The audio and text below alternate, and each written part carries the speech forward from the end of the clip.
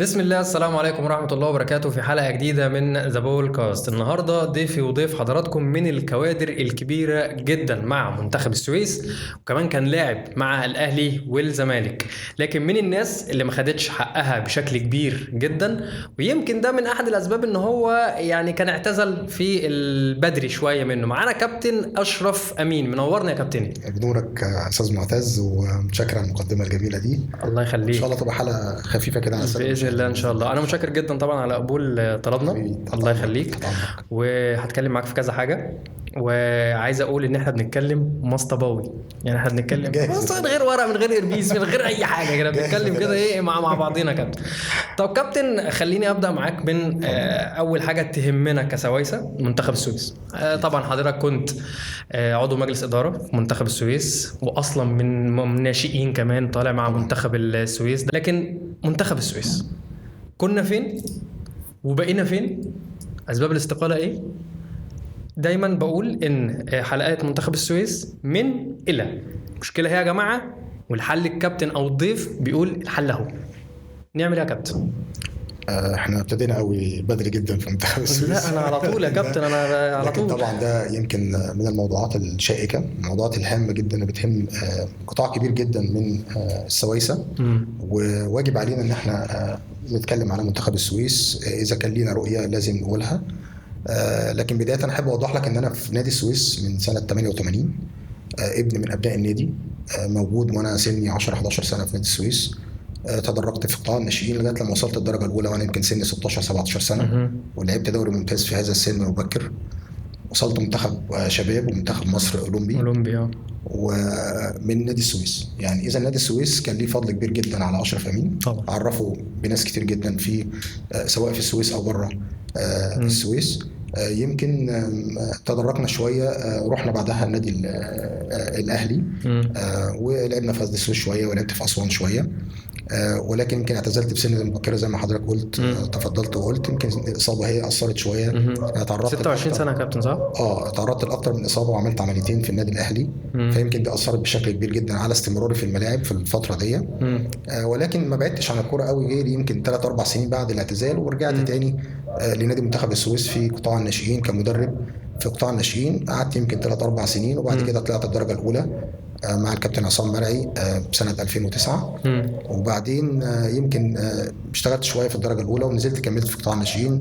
ولكن مع يمكن 2012 ويمكن مذبحه بورسعيد كانت اثرت عليا نفسيا في يعني في هذا التوقيت. هي الكره كلها اصلا كانت في الوقت ده يعتبر ما فيش. يمكن يعني بعدت عن التدريب فتره، رجعت في فتره بعدها بحوالي 4 سنوات، كان 2016 تقريبا او 2017. يعني يمكن اشتغلت او اشرفت على اكاديميه في السويس، كانت اكاديميه كبيره اسمها اب تاون. اشتغلنا كويس جدا لغايه لما عينت من قبل النادي الاهلي كمدير لاكاديميه النادي الاهلي في السويس من 2018 ل 2022، لغايه لما نجحت في كعضو مجلس اداره في نادي منتخب السويس. نادي السويس، وابتدت الرحله بقى كعضو مجلس اداره. فشوف نبتدي منين من مجلس الاداره؟ عايز نبتدي من الاول؟ عايز نبتدي من عايز ابتدي انا عايز اوصل لصلب المشكله. يعني احنا يعني دايما بصيغها منين؟ احنا من سنه ونص، ودايما بقولها، كان قاب قوسين او ادنى، احنا كنا خلاص هنخش الممتاز، كنا في دوره الترقي كويس، صح كده؟ فجأة أنا دلوقتي كمنتخب سويس، أنا آسف إحنا درجة ثالثة. أنا مش هقول ممتاز به، أنا مش معترف بالمسميات اللي هي دوري محترفين. إحنا خلينا نتكلم في الدرجة الثالثة فعلا، هي ثالث درجة، هي درجة ثالثة اللي هي الممتاز به يعني. ففين كنا هنا وبننافس وموجودين وبنقدم وخلاص هنروح، وفجأة يا جماعة دلوقتي احنا غرقانين في الديون، وغرقانين في نازلين، يعني نازلين منتخب السويس نازل ممتاز به. ايه السبب؟ طيب ايه المشكلة؟ مين العناصر مش اسماء يعني، ايه العناصر بتاعت المشكلة كتحليل يعني؟ خلينا نتكلم منذ نزول النادي سنة 2000 ومباراة الإسماعيلي الشهيرة وهزيمة السويس بهزيمة ثقيلة في ملعب السويس 5-1، ودي يمكن أثرت على البلد كلها بشكل سيء. ويمكن نزولنا في هذه السنة كان ليها عامل كبير جدا للتراجع اللي احنا فيه. تمام. الكرة دلوقتي مختلفة، الكرة دلوقتي مش هتكلم على ماديات، وإن كان الماديات مهمة جدا جدا، ولكن الأهم هو العلم والاجتهاد والتنظيم. مع بجانب الفلوس هم اللي يخلوا النادي او الفرقه او اي حاجه انت عايز تعملها صح هتبقى صح بالعاملين دول. تمام. احنا جربنا سنين كتير جدا لغايه 2021 بالتحديد، لما ابتدينا عملنا مجموعه، كمجموعه قلنا هنخش الانتخابات. تمام. 2021 كان الكابتن ميدو هلال هو اللي كان موجود. يعني الى 20 سنه منذ نزلنا لغايه نزولنا في 2000 لغايه 21 سنه بالتحديد، مفيش جديد في النادي. مفيش جديد في النادي. يعني هتكلم خصوصا مش النادي الاجتماعي، لان طول عمر النادي الاجتماعي ما كانش عندنا نادي اجتماعي خالص في نادي السويس. احنا بنتكلم على الفريق لغايه لما افتتح النادي الاجتماعي في سنه 2020. يعني حسينا ان في نادي اجتماعي، انما ال 20 سنه السابقه ما كانش في نادي اجتماعي. نادي السويس كان قائم على فرقه الكوره فقط لا غير. فرقه الكوره اللي هي كانت معتمده بشكل كبير جدا على الاعانات، سواء من المحافظه، اعانات سواء من رجال الاعمال. هم اللي كانوا يعني بيصرفوا على الفرقه بشكل او باخر. وانما كان في هذا التوقيت انت كان لابد ان انت يكون عندك موارد، لكن ما فيش حد قدر يخلق موارد ثابته للنادي في خلال 20 سنه السابقه. دي اول مشكله. دي اول مشكله اللي هي الموارد الثابته والقويه. طبعا يعني ما حدش حاول يعني بصفه جديه ان احنا يبقى عندنا استثمار، يبقى عندنا موارد ثابته، يبقى عندنا قوه شرائيه تقدر ان انت تجيب بيها لعيبه في اي وقت من الاوقات. تقدر ان انت التدعيم بتاع الاتحاد ما كانش قوي او ما كانش هيكفي. ينفع كنادي جماهيري. انت برضو الانديه الجماهيريه ليها خصوصيه غير انديه الشركات. انديه الشركات ممكن النهارده ليه شركه يجي حاجه من الاثنين، ممكن يدعم لغايه لما توصل ممتاز، وده شفناه في بتروجيت في انبي وكل الانديه الجماهيريه الشركات. تمام. لكن الانديه الجماهيريه دايما يعني فيها مشاكل، لان دايما الرؤساء الانديه اللي بيجوا بيتاثروا باراء الجمهور الى بعض الشيء، وده غلط في الاداره، غلط في الكوره. انت عايز توصل يبقى انت بتقفل ده وبتشتغل بدماغك عشان تقدر توصل للي انت عايزه. كان لينا التجربه بتاعه الانتخابات، كانت تجربه مهمه جدا. دخلنا بشكل مغاير جدا لل20 سنه اللي كانت قبل كده كمجالس ادارات. اول مره يثار مبدا القايمه في الانتخابات، وده يمكن يعني ده يمكن هز الوسط الرياضي في هذا التوقيت. وازاي ايه قايمه؟ يعني ايه قايمه؟ يعني ايه 5-6 مع بعض؟ يعني ايه الناس دي تبقى متحده في كل حاجه؟ يعني ايه يبقى في برنامج انتخابي؟ يعني ايه كل واحد لما بيقعد بيتكلم على الجزء اللي يخصه؟ فده كان يعني ممكن يبقى هدف من اهداف ان احنا عندنا رؤيه واحده.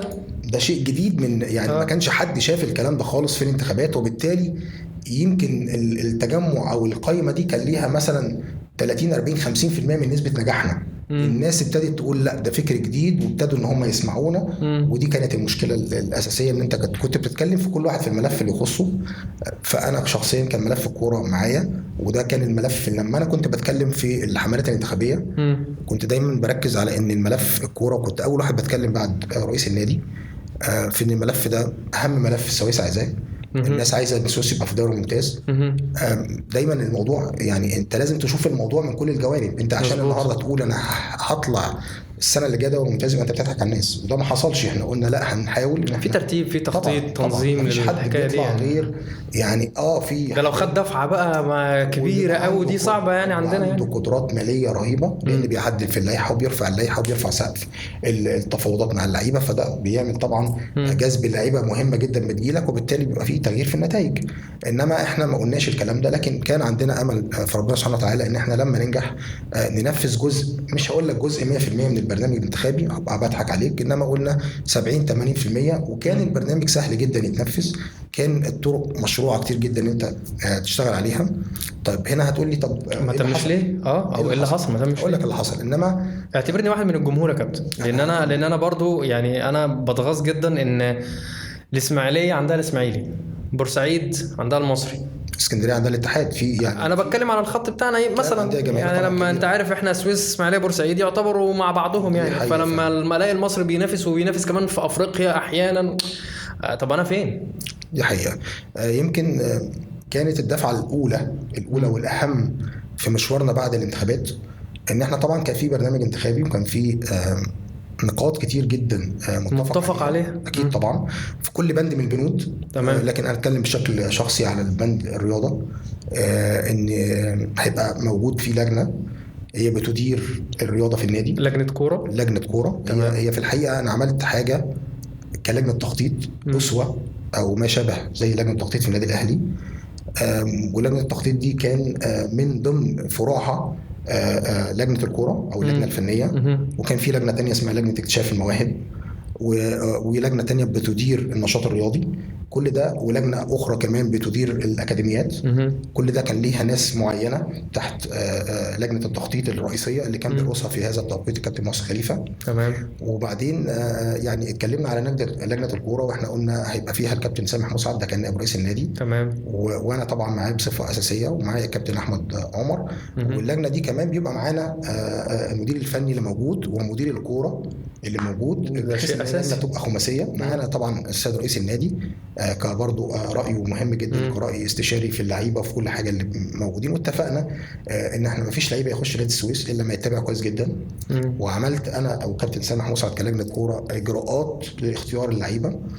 كنا بنتفرج على اللعيبه احنا بنفسنا، يعني ما فيش لعيب من المجموعه اللي جت مع لجنه الكوره جاي من غير ما احنا نشوفه. تمام. فبالتالي عشان كنا نوقع على لعيب وياخد فلوس لازم يكون درسه كويس. طبعا بنتفرج عليه. وازيد ليك يعني ان انت مثلا انا رحت اتفرجت على لعيب مثلا، كانت في لجنه فنيه معايا زمايلي برضو كانوا هم بيروحوا قبل مني، انا والكابتن سامح. كان معايا كابتن احمد رأفت، كابتن علاء عيسى، تمام. كابتن طارق رمضان، كابتن شعراوي. الناس دي كانت في لجنه فنيه بيروحوا يتفرجوا على المباريات للعيب اللي انا طلبت ان هم يشوفوه، بيعملوا لي تقرير بيه. التقرير لما بيجي لنا بناخد قرار انا وكابتن سامح، طب نعمل ايه نشوفه. فبتاخد قرار برضه مع النادي كمان اجراءاته مع النادي الثاني. المره الثانيه يمكن انا في لعيب هقول لك على واقع ان احنا رحنا شفناه مثلا كان بيلعب في نادي الشمس، ورحنا لقيناه بيلعب في ملعب ترتان. فلقينا يعني التقرير اللي جاي لنا يعني ممكن اقول ان هو لما شافه في ملعب طبيعي التقرير كان مخالف شويه في حته الرشاقه والمرونه والدورانات والفوت وورك والكلام ده كله كان فارق مع الولد. فطب يا كابتن سامح نعمل ايه؟ لا نتفرج عليه كمان في ملعب طبيعي. فبالتالي ما كناش بنزهق. ليه؟ لان دي فلوس هنصرف واحنا قدام ربنا سبحانه وتعالى مسؤولين طبعا. فبالتالي الحمد لله مجموعه اللعيبه اللي جابتها لجنه الكوره الحمد لله في هذا التوقيت. واشتغلنا لغايه الدور الاولاني بتاع الكابتن ياسر الكناني. طبعا ياسر الكناني احنا اللي اخترناه كلجنه كوره وقعدنا معاه واتفقنا معاه. يمكن كان في انتقادات للكابتن ياسر وقتها ويعني بس الحمد لله ربنا وفقنا وجبناه. وانتم شفتوا الكابتن ياسر صعد مع نادي كهرباء اسماعيليه. طبعا احنا كنا من الناس اللي احنا اخترناه، كنا واثقين في ربنا ثم فيه ان هو يعمل فرقه، وعمل فرقه كويسه جدا. جبنا له مجموعه لعيبه كويسه جدا جدا وعمل اداءات كويسه. كابتن منتخب السويس في الوقت ده كان بيقدم اداء كويس، مركز خامس الحمد لله رب العالمين. وكنا كلجنه كوره يعني يمكن انا كنت اول كلمه استاذ معتز اقولها لما كنت بتكلم عن ملف الكوره واحنا في الانتخابات، فكان يسالوني طب انت يعني هترجع او انت هتعمل ايه في ملف الكوره؟ فانا كنت بقول حاجتين عشان اكسب ثقه كل الناس اللي هي فقدت الثقه في النادي، سواء وكلاء او لاعبين او حتى جمهور بعد عن النادي. لازم اعمل حاجتين: اطبق العدل، ده رقم واحد، لازم ابقى عادل مع اللعيبه كلها. في اوضه اللبس لازم الكل يبقى متساوي، كل زي بعض. ليه؟ لان وانا لعيب عشت الكلام ده. لما بيكون في لعيب بياخد اكتر من لعيب اوضه اللبس دايما ما بتبقاش مظبوطه، دايما دي بتبقى طبعا مش مظبوطه. والنقطه الثانيه ان انت ترجع هيبه النادي. هيبه النادي دي عشان ترجع انت بتكسب صداقات من انديه تانية، وبتكسب حاجات ممكن بناء عليها تقدر تجيب لعيبه تقدر تبقى يقفوا معاك في اي موقف. ويمكن الموقف الاخير على الاقل يبقى فيه تساهل بسيط في مطلب مثلا معين او في اي حاجه يعني، في كل حاجه. فبالتالي انت لما كنت بتعمل الكلام ده، لما دخلنا على الفرقه في وجود الكابتن سعد فاروق في اول يعني يعتبر في الدور الثاني في الموسم اللي مشي فيه الكابتن ميدو هلال، لقيت في اوضه اللبس فيه اختلافات كتير جدا. يعني لعيب بياخد 40% مقدم، لعيب بياخد 45، لعيب بياخد 35، لعيب بياخد 30، لعيب ما بياخدش. عملت اجتماع مع اللعيبه كلها، كل واحد فردي طبعا الاول عشان اعرف اقنع اللعيب واعرف اخش له ازاي. اللعيبه كلها وافقت على ان كله يبقى 30%، ودي حاجه ما حصلتش قبل كده، ما حدش عملها قبل كده. لكن الحمد لله اللجنه نجحنا في ان احنا نعمل كده، وكل لعيب كان بياخد اكتر من 30%. ده اول خطوات تطبيق العدل يا كابتن. نزل عقده ومضى على العقد 30%. ابتدينا نزود كل واحد عنده سنه في عقده، ابتدينا نضيف له اذا كان النادي نمد العقد شويه سنه سنتين طبقا لرؤيه لجنه الكوره، وبنعرضه طبعا على مجلس الاداره. وخدنا خطوات فيها كتير جدا، يمكن خطوات نجحت بشكل كبير جدا مع محمد مسعد لاعب فيوتشر ده. لان انا لما جينا كلجنه كان باقي له سنتين في عقده، والولد ما كانش عايز يجدد. كلمت مع وكيل اللاعبين بتاعه، وكيل اللاعبين الكابتن محمد عبد الجابر، والملوكه الشاطرين جدا على فكره. والولد كان طالب طلبات كبيره جدا. قلت له لا انت كده هتعمل لي مشكله في الفرقه. فبالتالي يمكن ضغطت عليه يعني حاجه كده، يمكن انا اول مره اقولها. قلت له خلاص يا محمد لو انت مش هتكون موجود معانا خلاص اوكي، تعالى خد شنطه هدومك وخلاص انت بره النادي، اقعد السنتين دول في قطاع الناشئين، لان انت مقيد على قطاع الناشئين وانا مش محتاجك في الدرجه الاولى. تاني يوم على طول مضى 5 سنين. ويمكن ده اللي خلانا بعد السنه اللي بعد كده كان فاضل له بس دور واحد وكان يمضي فري. لكن الخمس سنين دول خليته ان لما فيوتشر طلبوا السويس طبعا خد باعه ب 2 مليون جنيه. زيد على ذلك يعني لعيبه كتير جدا الحمد لله احنا خرجت من السويس لفرق يعني دوري ممتاز. كابتن احمد فتحي من اللعيبه المهمه جدا جدا في مركز 6 ومن اللعيبه المحترمه، وراح وادي دجله. لكن هو يمكن وقتها كان سنه 38 سنه. وفي اجتماع مجلس الاداره هم اعترضوا، يعني بعض اعضاء مجلس الاداره اعترضوا على ان انا اجدد معاه، ولكن انا اصريت كلجنه بموافقه طبعا الكابتن سامح. قلت له لا، يعني الولد ده افضل واحد عندك بيلعب مركز 6 وافضل واحد بيطلع بالكره من تحت، فاكيد محتاجينه كتدعيم للفرقه. فقعدت مع الولد بصراحه يعني يشهد لي، قال لي كابتن شوف انت هتقدرني بايه. مضى على بياض واتفقت معاه. وبعدها باسبوعين، مش كتير بيعمل الحركه دي، بعدها باسبوعين بس جالنا عرض وادي دجله بعته ب 225,000. يعني بعت الورق بس ب 225,000. الولد ما خدش ولا مليم وكان عقده خلص، لكن بالتوقيع اللي مضى قبلها باسبوعين قدرت ان احنا ندخل للنادي 225,000 جنيه. ودي برضو حاجه تحسب للجنه الكره في هذا التوقيت. طب يعني احنا كده بنوصل، يعني اقدر استشف كده من كلام حضرتك ان احنا قلنا كان في مشكله ماديه او مشكله مفيش موارد، ده رقم واحد. رقم 2 يعتبر في وجود حضرتك ولجنه الكوره كانت الدنيا بتقوم وبتظبط. انت كنت بعد كده مفيش. طيب اقول لك احنا خلينا في الشق الرياضي اللي حضرتك كنت مسؤول فيه، ان كان لابد ان انت تمشي فيه، لان دي فرقه بتلعب دوري شغال، فاوتوماتيك مش هستنى حاجه، ودوري مهلك طبعا شغال بس. فانت بتشتغل على وفقا للامكانيات اللي موجوده. تمام. فبالتالي انت عملت دورك كلجنه، وانا قلت لك اللجنه فضلت في المركز الخامس مع نهايه الدور الاولاني سنه كام؟ 2023 احنا فنشنا خامس الدوري من 2.5 بالظبط. واتلغت لجنه الكوره من مجلس الاداره تماما بقى، يعني اتلغت. ومنذ هذا التوقيت طبعا هم بيشتغلوا، يعني رئيس النادي بيشتغل مع الناس اللي موجوده يعني مش من غير لجنه، من غير ما حد يتفرج. خلاص اللعيب بيجي زي ما بيجي دلوقتي، اللعيب بيمضي وخلاص ياخد فلوس. يعني نقدر نقول الموضوع مش منظم. لا طبعا مش منظم، وانا قلت الكلام ده يمكن على صفحتي بعد. انا بختار الالفاظ عشان بس يعني برضو عشان اقول حق الرد مكفول لاي حد. احنا بابنا مفتوح لاي حد، واحنا بنتكلم بمنتهى الوضوح والصراحه ان احنا بنقول مشكله اهي عايزين نوصل للحل اهو. فاحنا كده قلنا مفيش مصادر ثابته وقويه والله نظام. طيب هتسالني سؤال، طب الموارد يعني ايه مشكلتك؟ بالظبط. ايه البرنامج بتاعك انت؟ طب انت كنت داخل بتعمل ايه؟ ما خد بالك ايه رؤيتك عشان تجيب دعم للنادي مادي؟ لو انا كمجلس اداره داخل بقائمه او من غير قائمه، او انا كاشرف داخل لوحدي، تمام، اوكي، لازم اكون انا داخل برؤيه، لازم عندي رؤيه. الله، هو انا داخل طيب ما هو فلان ماسك مكاني مثلا القصه او الحته الرياضيه في المجلس اللي فات، ايه اللي انا هقدمه جديد غيره عشان ان انا انجح، او الناس تقول لي خلاص اوكي انت ابروفل، خلاص اوكي انت مقبول، او ان انت ساعدت او ان انت ظهرت. القصه كانت في الموارد. يعني الموارد، طب هنعمل ايه؟ لا، كان في جانب استثماري كبير جدا احنا كنا المفروض بنستثمره في النادي القديم. النادي القديم ده فيه موافقه استثماريه من مجلس الوزراء من 2008 لم تستغل حتى الان. ده كان واضح للناس كلها، كان هو البرنامج الانتخابي المفروض كاستثماري لميدو هلال او الكابتن ميدو هلال في المجلس اللي قبليه، واحنا في المجلس اللي بعديه، لان هو ده الامل اللي السويسه المفروض انت بتحط امالك عليه. ده نادي عندك 28,000 متر في احسن حته في البلد.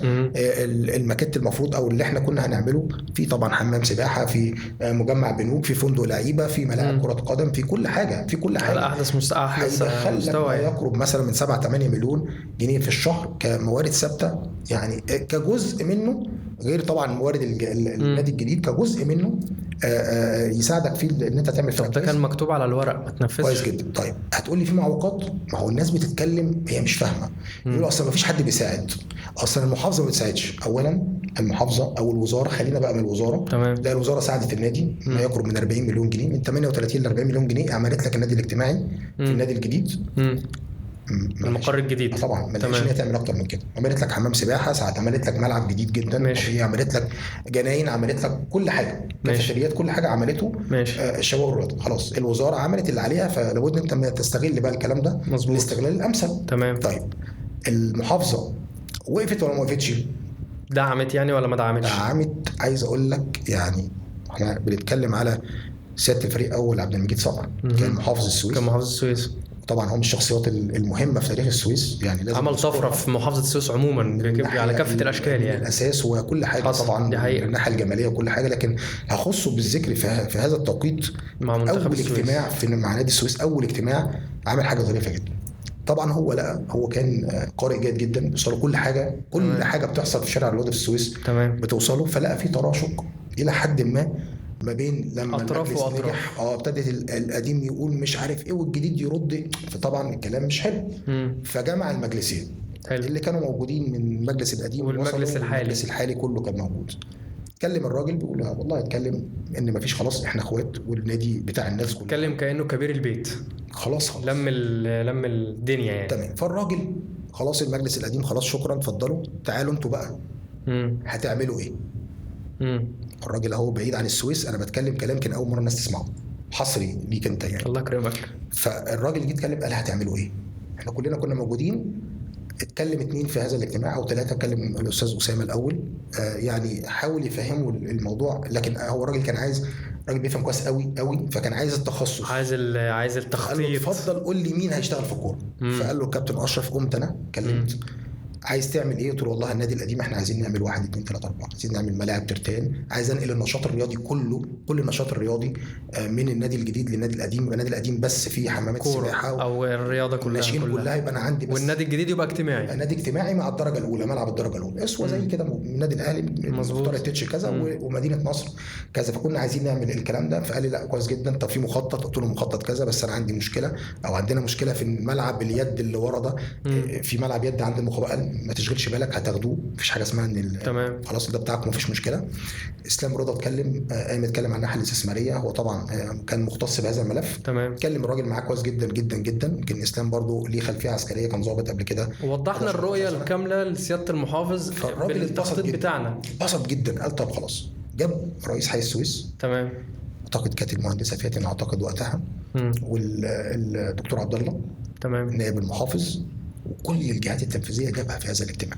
تمام. الراجل قال كلمتين والله يا استاذ اسامه، انت عايز تعمل ايه في النادي؟ قال له يا فندم شوف، قال له بكره يا استاذه يا فلان تعليمات صريحه لكل الجهات المساعده الحي، لكل حاجه تراخيص اي جهه تنفيذيه في السويس. قال له تنزلوا بكره تمام مع الاستاذ اسامه ومجلس الاداره، اللي عايز يعمله في نادي السويس يعمله.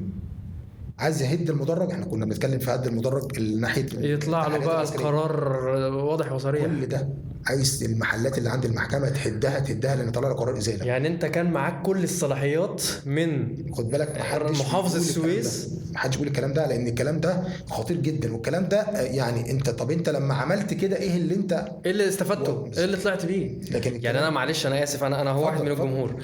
لما تقول لي ان المحافظ ادالك كل حاجه انت عايزها، يعني كارت بلانش زي ما بيقولوا، يعني انت ادالك كريدت تعمل اللي انت عايزه، لدرجه ان هو يعني استاذ اسامه قال له طب ترخيص الهدم.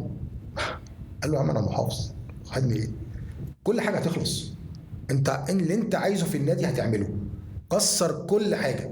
اللي انت مش هتعرف تعمله تعالى واحنا هنعمله. لو انت عندك مستثمر هات لي ورقه ونشتغل، ما عندكش قول لي واكلم الوزاره تجيب لك. حصلش ده يا كابتن؟ صدقني كل ده حصل، خد بالك. لا ما حصلش، يعني اسف الاستفاده بتاعته ما جاتش ليه. انا عايز اقول لك على حاجه، الثمار بتاعت هذا الموضوع حاجه واحده. سياده المحافظ ساعتها طلب حاجه واحده. الحاجه دي اعتقد كانت تخلص مثلا بعيد عن الحاجات الاساسيه اللي كانت هتتعمل زي هد المدرج، الحاجات دي اساسيه اوكي اعملها. الرسومات سهله جدا سهله جدا. انت معاك الجهه التنفيذيه العليا في المحافظه بتقول لك اعمل اللي انت عايزه، اعلى واحد في المحافظه بيقول لك اعمل انت، لكن للاسف ما عملش الكلام ده.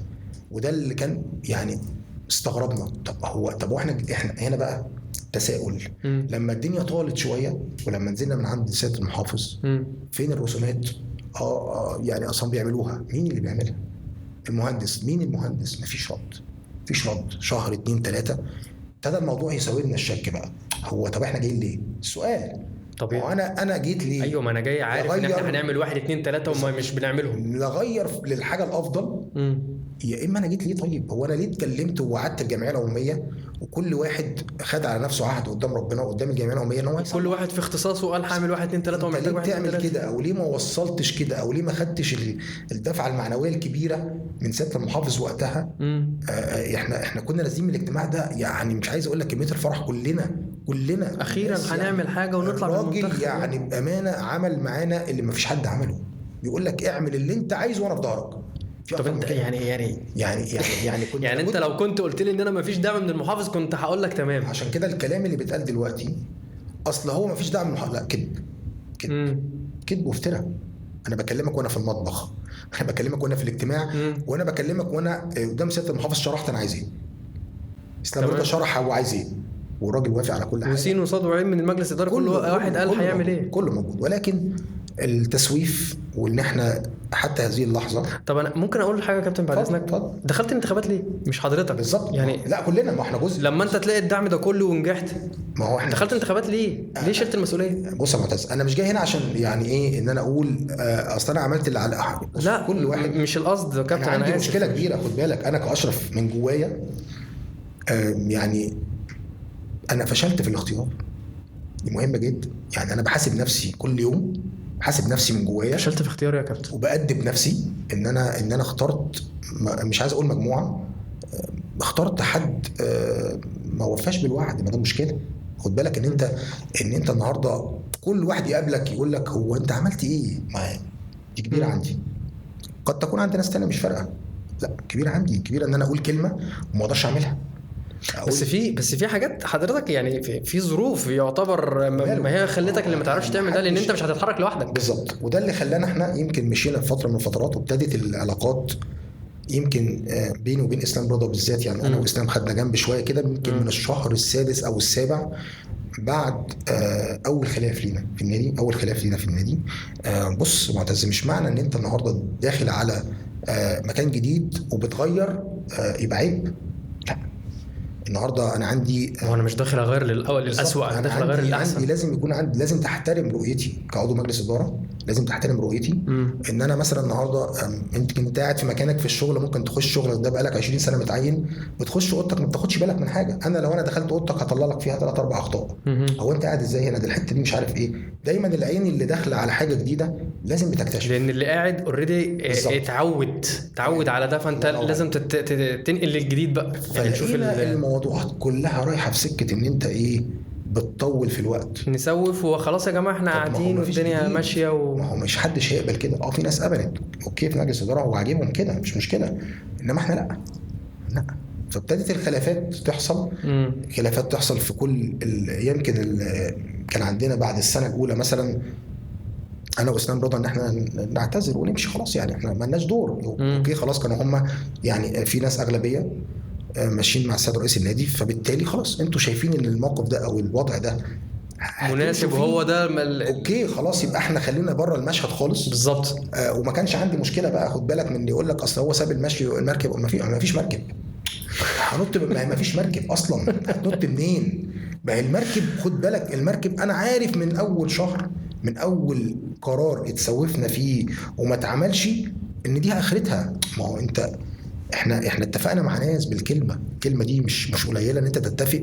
وما بين الرجل الا كلمه. بالظبط. فانا عارف اخرتها. انت لما تقول كلمه مهما كان وضعك، لما تقول كلمه المفروض ان انت فبالتالي خلاص يعني وصلنا لمرحله الناس الكبيره في الجمعيه العموميه اللي كان لهم دور كبير بعد ربنا سبحانه وتعالى ان هم يقفوا معانا. الناس قعدوا معانا كذا مره، احنا كنا هنمشي خلاص، يعني الامور خلاص احنا طيب خلينا بقى ننقل الى نحل بقى رؤية حضرتك لحل المشاكل والكورة والمنتخب فريق. يعني لو عايزين نصعد للممتاز نحل الموضوع ده ازاي؟ الموضوع من وجهة نظري هو ليه شقين، شق مادي وشق إداري. تمام. والاتنين ما ينفعش يستغنوا عن بعض. يعني ما فيش واحد معاه فلوس يدير يبقى انا عشان معايا فلوس ادير، لا الاداره دي ليها ناسها. تمام. مفيش واحد بيدير كويس من غير فلوس، يبقى احنا بنوصل للنقطه بيكملوا بعض. فلا بد ان هم يمشوا في طريق متوازي، الاثنين لازم يكونوا بنفس التوقيت. فبالتالي لابد ان يكون مجلس الاداره هو صاحب القرار، فبالتالي يبقى هو صاحب الفلوس. خد بالك من النقطه دي مهمه جدا. يعني مفيش حد النهارده يبقى ليه فضل على النادي من بره يصرف، وبالتالي هو شايف فلوسه قد تكون من وجهه نظره بتروح في حاجه مش مستحقه، فيوقف الدعم في اي وقت، فانت تروح لان هو مش شايف اي نتائج اصلا. بالظبط. فانت بتتكلم عن مجلس الاداره. مجلس الاداره لابد ان يكون له رؤيه. ويمكن الرؤيه دي احنا مش هقول احنا فشلنا فيها في ال4 سنين، ومفيش وقت اصلا انت تصلح. حتى لو الانتخابات مش اتاجلت، يعني الانتخابات طبقا لقانون الرياضه الجديد هتقعد لغايه شهر او هتقام شهر 11 2026. بالتالي انت ما عندكش اي مدخلات هتعملها دلوقتي تطلع لك يعني تطلع لك فلوس. اللي هتبقى حاجه يعني على المدى القصير دي مش هتطلع لك الحاجه اللي تخليك تقف على رجلك وتخليك ان انت تعمل فرقه وتصعد بيها محترفين تاني. الموضوع برضو معاك مجموعه فرق في الدرجه الثالثه، مجموعه كويسه جدا، معاك تصرف كويس جدا، معاك برو فؤاد، ناس ليها باع طويل جدا. ولكن انت لابد ان انت عشان تقدر تصلح لابد ان انت تعترف ان انت كان عندك انت مشكله. مش في مشكله، لا، المشكله عندك انت. المشكله مش في محافظه، مش في دعم، مش في رجال اعمال، مش توافر فلوس، مشكله في الاداره هي اللي تقدر تعمل كل الكلام ده. الاداره اللي هي فشلت في خلال ال4 سنين ان هي تعمل الكلام ده، الاداره اللي هي خلت الفرقه نستلمها الى حد ما من المجلس اللي قبل كده او النادي من المجلس اللي قبل كده. لان احنا ما بنتكلمش على تدهور احوال فرقه بس، احنا بنتكلم على تدهور احوال نادي باكمله. بنتكلم على دمار في النادي الاجتماعي موجود دلوقتي. ما فيش نادي اجتماعي زي مفيش تاثير او مفيش يعني كجمهور ما بقيناش بنجري ورا منتخب السويس في اي قطاع من القطاعات بتاعه النادي. يمكن الناس فقدت الشغف، يعني حتى اللي هو ولي امر لاعب بيه يعني هو مش شايف جديد، هو مش شايف حتى في الالعاب التانية. يعني النادي يمكن احنا لما استلمناه من 4 سنين كان نادي اجتماعي، بتقعد بيبقى ليك الفخر، بتجيب ناس ضيوف من اي حته في مصر عشان تقعد في منتخب السويس، بيخشوا بيبقى في فرحه، لا في تغيير، في حتى لو انت مش عامله مع اوريدي خلاص هو موجود بقى انا استثمر وازوده ما نقصوش. لكن اللي حصل دلوقتي لا، الموضوع طبعا من ضمن الكلام او الملفات اللي هي كانت اللي فشلنا فيها. وانا قلت الكلام ده في يوم من الايام على صفحتنا، فشلنا في كل الملفات، يعني تقريبا ما فيش ملف ولا ملف احنا نجحنا فيه في ال4 سنين من اللي احنا قلناه كبرنامج انتخابي او من المفروض كمجلس اداره، حتى لو هو متشكل من كل واحد من كل حته مش قايمه مع بعض، ما كانش هيوصل لهذا. طيب يعني احنا كده نقدر نقول ان المشكله هنعالج المشكله الماديه عن طريق موارد ثابته وقويه زي ما ذكر قبل كده كابتن محمود كوكو، قال حاجه زي كده. والجانب الاداري ان احنا محتاجين بالبلدي واحد إدارجي، واحد يعرف يدير المؤسسة بالمصادر اللي موجودة فيها أو بالموارد اللي موجودة فيها. وأنا برضو يعني عايز أشكر حضرتك على منتهى المصداقية اللي حضرتك بتتكلم بيها، ما بتعفيش نفسك من المسؤولية تماما، بتقول الأخطاء كذا وغلطنا في كذا وعشان المجلس اللي جاي يا جماعة احنا نعمل كذا ونعمل كذا. طب أنتقل بقى معاك بقى، تعالى نفك بقى شوية، يعني سيبك بقى من منتخب السويس. يعني الأهلي، الزمالك، كلام على برشلونة، الدنيا دي كانت ماشيه ازاي يا كابتن وانت كنت لسه يعني 2001 ما كانش طبعا في سوشيال ميديا بقى ساعتها ولا الكلام ده؟ مشوارك برضو مع الاهلي، ماتش الاهلي وريال مدريد في اول ربع ساعه للاسف حضرتك بتتصاب، احكي لي على المشوار ده يا كابتن. طبعا الاهم في الموضوع هو هتكلم عن نادي منتخب السويس زي ما قلت لك في بدايه الحلقه، وليه فضل كبير جدا على اشرف بصفه خاصه وعلى لعيبه كتير جدا طبعا. كانوا في ذلك التوقيت ما كانش في منتخب من منتخبات مصر يخلو من لاعب من نادي منتخب السويس. يعني كان الكابتن غريب حافظ في المنتخب الاولمبي، كنت انا في منتخب شباب كان معايا الكابتن عمرو اسامه منتخب الشباب، كان معانا عوني، كان معانا سيد ابو المكن، نعيم، مجموعه لعيبه جدا، ناصر عثمان. الناس دي كانت دايما على طول بتروح معسكرات، فدايما نادي السويس اسمه موجود ويتردد في كل الاوساط الرياضيه في مصر، الرياضيه موجوده. يمكن انا كملت شويه، غريب حافظ كمل شويه، عمرو اسامه كمل شويه برضو مع كابتن محسن صالح. لعبت انا منتخب اولمبي مع كابتن حلمي طولان، ولعبت كاس العرب 98 معاهم في قطر. ده اللي كانت بعد كاس افريقيا. احنا كان كاس افريقيا في نفس التوقيت، احنا بنلعب البطوله العربيه في قطر 98 والمنتخب الاولمبي مع كابتن جوهري، والمنتخب الاول مع كابتن جوهري 98 في بوركينا فاسو 98 في نفس التوقيت يعني. فبالتالي كان نادي السويس ليه فضل كبير جدا على مجموعه لعيبه كتير قوي. يمكن بعد كده لما نزلنا سنه 2000 احنا كنا يعني انتقلت للنادي الاهلي. طبعا كان في شرط في العقد، الاهلي دفع وقتها مبلغ اللي كان موجود، شرط اللي موجود في العقد، الشرط الجزائي، وانتقلت في سنه 2000 للنادي الاهلي. يمكن كان السنه الاولانيه كنت مع مانويل ديكسي قبل مانويل جوزيه، مختار كمدرب عام، وكابتن حسام البدري، وكابتن اسامه عرابي. يمكن انا اول ما رحت كان لي نصيب ان انا يعني عملت فتره اعداد، الاولانيه كانت في رومانيا، ورجعت من رومانيا عملت مباراه كبيره جدا الحمد لله، دخلت دوري، لعبت اول مباراه اتحاد عثمان، اتصبت تاني مباراه، عملت عمليه، قعدت فتره كبيره جدا في العمليه لغايه لما رجعت لعبت في الكاس بقى. لعبت مباراه الكاس مصر 2000 كلها، لغايه لما وصلنا نهائي كاس مصر من الاهلي والمحله، وكسبنا الاهلي، كسب كان برضو ماتشات الاهلي والمحله دي زمان كان ليها تاريخ طبعا. كان المحله كبير قوي كان يعني. اياميها كان الكابتن فاروق جعفر هو المدير الفني للمحله. واحنا خدنا الكاس في استاد القاهره، الحمد لله كسبنا 2-0. كان ليا نصيب الحمد لله ان اشارك في المباراه دي. فخلاص يمكن نهايه السنه دي الاصابات يعني قعدت فتره كبيره جدا. طبعا الجانب الطبي ما كانش زي دلوقتي طبعا يعني. لا، والناس كان الحمد لله عندهم اقتناع باشرف يعني. احنا عارفين ان هو بيتصاب كتير، مع ان انا كنت في السوس ما كنتش بتصاب خالص يعني. الحظ ان انا كنت اتصاب في الاهلي بس. لكن الحمد لله يعني يشاء القدر ان انا يعني يجي مانويل جوزيه بقى في السنه الثانيه، واصر ان هو يشوف كل اللعيبه، يعني كل اللعيبه حتى اللي كان مكتوب فيها تقارير ان هي مش هتكمل، قال لا احنا هو اصر ان هو يشوف. والحمد لله يمكن عملنا معسكر. وجهه نظر برضو للمدير الفني بتبقى مهمه جدا، ما بياخدش بالتقارير اللي موجوده قدامه. طبعا بس حاجه يعني دي حاجه تحسب له او تحسب لاي مدير فني، ان هو لازم يبقى الرؤيه ليه هو، طالما هو اخد السلطه كلها في ان هو يمشي لعيبه او يقعد لعيبه، فيعتبر الفرقه كلها تحت ايده يا جماعه. خلاص هو اللي عارف بيعمل ايه يعني. وفي يعني والحمد لله يمكن انا في يمكن 2-3 لعيبه من الناس اللي كانوا هيمشوا، وانا يمكن كنت واحد منهم يعني.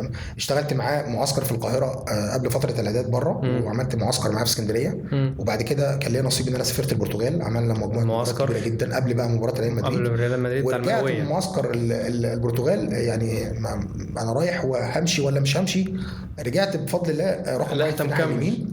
راجع بلعب رقم واحد في الناحيه اليمين والاساسي بتاع النادي الاهلي. ولعبت مباراه ريال مدريد اساسي، ولكن برضو يشاء القدر ان انا بتصاب في اول 20 دقيقه وبخرج، وبعد فتره كبيره برضو اتعالج وعملت عمليه، فدي اثرت بشكل كبير جدا. يمكن هم ما قدروش يصبروا شويه، لان يمكن النتائج ايام مانويل جوزيه في المرحله الاولى ابتدى ان هو لا ما كانش افضل حاجه في المرحله الاولى. صح، خد بالك الاهلي برضو موضوع الدوري ده مهم جدا بالنسبه له. الدوري راح مننا وقتها، كان السنه الاولانيه بتاعت 2000 دي خدها الزمالك، وال 2001 خدوا الاسماعيلي بالظبط، وبعدين احنا خدنا بطوله افريقيا بس 2001، وكاس سوبر الافريقي 2002 وكاس مصر 2000، فثلاث بطولات في سنتين مش بتاعت النادي الاهلي. الكلام ده طبعا النادي الاهلي بيحتاج اكتر من كده. فده يمكن عمل هزه. جوزيه مشي وانا مشيت، فيمكن رحنا اسوان بعد كده كابتن. رحت اسوان مع كابتن محمد عامر. تمام. قعدت شويه في اسوان. اسوان برضو كان مهدد بالهبوط في ذلك التوقيت، لكن الحمد لله بفضل ربنا قعدنا اسوان في الدوري الممتاز. ورجعت لعبت برضو سنه في غزل السويس. وبعدين بطلت خلاص بقى، اصابات ابتدت ان انا برضو هخش على عمليه تانية. كان سنه 2004 يعني كان بقى رباط صليبي وقصه كده، فالموضوع كان هيبقى صعب قوي. فيعني يمكن برضو فتره الاهلي دي تخليك انت بتوصل في ذلك التوقيت. طبعا يعني دلوقتي في انديه تانية برضو القدرات ماليه كبيره جدا، او عندهم تنظيم اداري يخليك ان انت مستريح وانت بتلعب. انما اللي كان بيعمله النادي الاهلي اسوه بباقي الانديه، كان الموضوع صعب جدا انت تكمل في اي نادي. كان الموضوع يعني فرق مستويات، كل حاجه في التعامل الفني والاداري كل حاجه. هو جوزيه فعلا زي ما بيتقال عليه ان هو من اقوى المدربين اللي كانوا بيتعاملوا نفسيا مع التيم، ان هو مش بس كوتش ان هو بيحط كل لاعب جوه مركزه او كده، لا هو كمان الحته النفسيه كانت رقم واحد عنده. قوه الشخصيه من السمات المهمه جدا للمدير الفني. مهمه جدا جدا جدا. مفيش مدير فني عالي قوي فنيا مطيب قوي وما بياخدش قرارات هينجح. بالعكس الشخصيه القويه مع الشغل الفني، مع ان هو يكون دارس، مع ان هو يكون اقوى، هو جواه حاسس ان هو اقوى من اهم لعيبه عندك. لو هو قدر ان هو يوصل لدي خلاص هو يسيطر على الفرقه. يعني اياميها مثلا ما كانش عندنا حد نجم، عارف اللي هو يعني هحكي لك على موقف. كان جوزيه اول ما جه عمل حاجه اسمها اليوم الكامل. تمام. كان ده متطبق في اوروبا، ما كانش متطبق في مصر. يعني انا هقول لك على حاجه، احنا مباراه ريال مدريد اتلعبت الساعه 9 بالليل. مظبوط. احنا بنتمرن الساعه 8 الصبح في نفس اليوم بتاع الماتش في الملعب بتاع فندق البارون. يعني احنا بنتمرن في يوم المباراه. دي كانت جديده جدا. خدنا 3 4 5 ماتشات في الدوري بنتمرن يوم الماتش الصبح.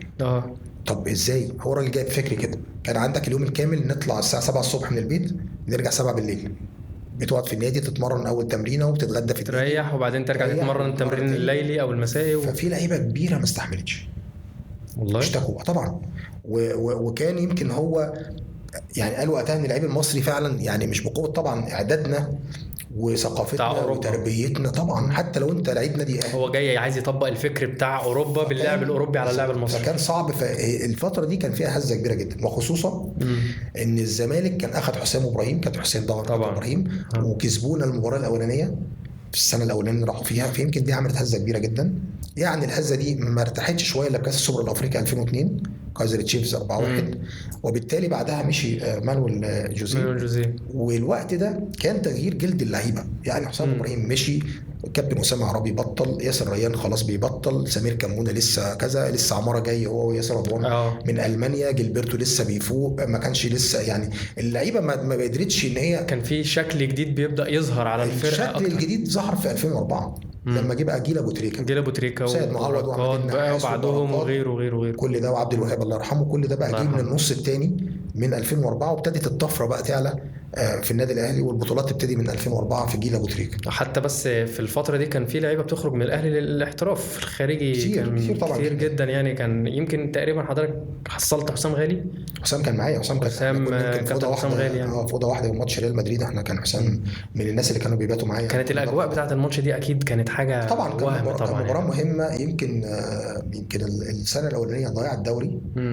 احنا ختمنا الموسم بكاس مصر، بس خد بالك الاهلي كاس مصر بالنسبه له مش هو التوب، هو الدوري وافريقيا، دوري وافريقيا هم دول الاساس. فيمكن الهزه اللي حصلت لنا، وبعدين في نهايه الموسم الاولاني مستر ديكسي مشي هو والجهاز بتاعه، وجي مانويل جوزيه في نهايه يعني هو اتفرج على المباراه النهائيه بتاعه المحله والاهلي في استاد القاهره، فهو كان موجود في المدرج، يعني كان بيتفرج خلاص اوريدي مضى مع هو مضى، بس جاي يشوف الفريق يعني، يشوف الدنيا. لكن الهزه دي طبعا بتعمل، فابتديت موسم جديد، بس الاهلي رجع ولم الدنيا طبعا برؤيه جديده، بمدير فني قوي. احنا ما كناش لسه، المدرسه البرتغاليه لسه جديده برضو على النادي الاهلي في هذا التوقيت، وان هو يقدر يعمل توليفه من الناس اللي موجوده بعد طبعا الناس كتير جدا بطلت وناس كتير جدا مشيت. فالجيل الجديد، لان كان خماسي منتخب الشباب ساعتها حسام غالي بقى واحمد ابو مسلم وحسين امين والرياض، الناس دي كانت لسه موجوده وجايه مع اشرف بقى وسامي قمصان، لسه اولاد صغيرين 22 23 سنه، فمعناش غير الخبرات اللي موجوده معانا. كان كابتن وليد صلاح وكابتن هادي والكابتن ياسر ريان، كابتن علي ماهر، الاربعه خمسه بس اللي هم اللي موجودين، كابتن عصام الحضري اللي هم في الفرقه، وباقي الفرقه كلها كان منتخب اولمبي منتخب شباب. يعني الجيل بتاعي كنت انا اللي اتبنى عليها فيما بعد طبعا حاجه بسيطه، اللي اتبنى عليها بعدها بسنتين مثلا ولا حاجه، ابتدى ان هو وده كان التطور بتاع الفرقه. ويمكن احنا كان لنا لقاء شهير بعد هزيمتنا من الزمالك 3-1 في السنه الاولانيه مع الكابتن الله يرحمه كابتن صالح سليم، واحنا كنا منتظرينه طبعا ان هو يعني اول مره قابل صالح سليم، يعني حاجه طبعا، ومنتظرينه في صالح سليم طبعا، وجاي بعد هزيمه، خد بالك. فاحنا لعيبه مغتربه لسه يعني. انا ليا زمايل كتير في منتخب اولمبي، شادي وسيد عبد الحفيظ وفاروق واحمد فوزي وامير عبد الحميد، كل دول زمايلي. لكن انا عشان اشوف رد فعل رئيس النادي الاهلي كابتن صالح وهو بيطبطب عليك بعد مباراه الزمالك وهزيمتنا 3-1، وحسام حسن بيجيب جولين والدنيا مقلوبه، الشارع الاهلاوي كله مقلوب علينا، الجمهور كلها مقلوبه، ما تاخدش بالك، مفيش مشكله خالص. اللي جاي بتاعنا احنا بنغير اللعيبه، واللعيبه الصغيره مش ذنبها، ولازم نقف، ولازم دايما. الراجل ده يعني الله يرحمه كانت رؤيته دايما سبحان الله يعني ده ما بيبصش تحت رجليه، دايما بيبص لقدام. دي كانت اول مفاجاه بالنسبه لي، ان هو الكلام يبقى هذا. انتوا جايين مستنيين تقطيم بقى وبتاع، لا هو الراجل احتضن الموضوع. كنا في السويس لما بتتغلب مباراه ما بتعرفش تطلع، في بالك في القاهره شوف جمهور النادي الاهلي ازاي، واهلي ما كنتش بتعرف تتغلب من الزمالك، يعني الموضوع كبير جلد. فيمكن ده اللقاء الاول، يمكن جمعني بيه لقاءين. اللقاء الاولاني اللي انا بقول لك عليه ده بعد في السنه الاولانيه، ولقاء في السنه الثانيه. تخيل رئيس نادي بتتكلم في رئيس النادي الاهلي بتقابله مرتين. يمكن الكابتن الخطيب دلوقتي هو قاعد معاهم يعني، انما صالح سليم وقتها يمكن كان هو قاعد في المانيا في لندن كعلاج او يعني، بس كان بيسافر ويرجع، بس كان متابع يعني. رؤيته هيبه، يعني هيبه كبيره جدا ان انت بتقابل صالح سليم. مره ثانيه يمكن قبل ما نسافر تونس في مباراه ترجي 1-1 في السنه اللي احنا خدنا فيها بتاعت سان داونز 3-0 في النهايه بتاعت خالد بيبو. تمام. قبل ما نروح هناك احنا كنا متعدين 0-0 في القاهره ومسافرين تونس، خلاص الموضوع يعني هم اقوى مننا الترجي والدنيا ماشيه معاهم كويس قوي.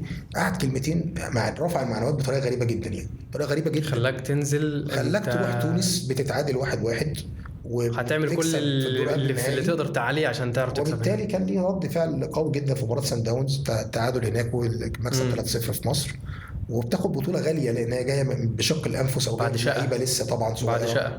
فيعني الموقفين يحسبوا للراجل، يعني الله يرحمه. الله يرحمه. وهو كده احنا متعودين على النادي الاهلي دايما التحرك القوي ده. انا كان يعني عايز اقعد مع حضرتك اكتر من كده، بس عشان وقتنا ففاضل حاجه واحده بس، ان حضرتك تمضي لنا على الكوره بتاعتنا كنوع من التقليد اللي احنا عاملينه في البرنامج بتاعنا. انا استاذن حضرتك ان حضرتك تمضي لنا على الكوره بتاعتنا، عشان دي انا هحتفظ بيها ويمكن اخدها بعد كده بقت برايسلس دي خالص يا كابتن.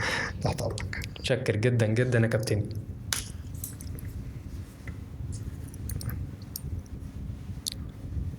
شاء الله نملى الكوره دي ونجيب كوره تانية باذن الله ان شاء الله.